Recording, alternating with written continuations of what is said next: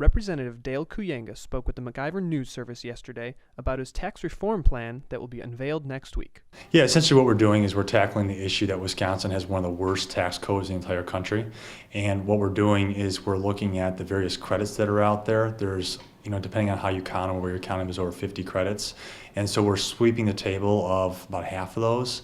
And with those revenue pickup from those credits, we're putting it towards overall tax relief for all Wisconsinites. In addition to that, we're also looking at some of the new revenue that was created by the growth over the last biennial, and we're going to take that growth and apply that to overall tax relief. Kooyenga would like to make Governor Walker's income tax cut even bigger. Yeah, I think that the tax cut should be at least $300 million.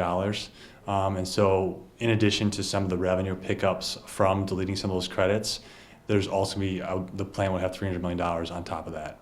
The representative also said that fellow legislators should support his reforms, which will help taxpayers.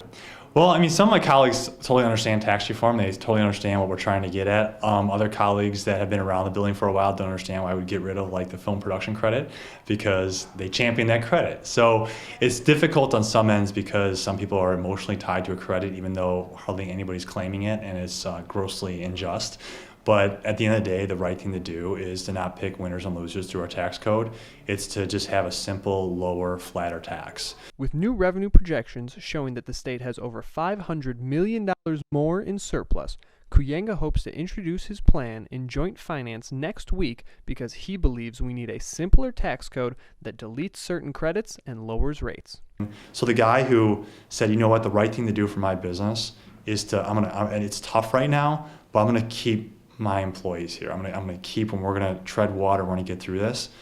The guy who did that is gonna be further behind our tax code as it is now than the guy who said, "Nope, bottom line looks bad. I'm firing people." And he fired people, and now he's rehiring them. Oh, and we give him a jobs credit. Oh, that's a great idea. Why don't we just stop that game? For the MacIver Institute, I'm Nick Novak.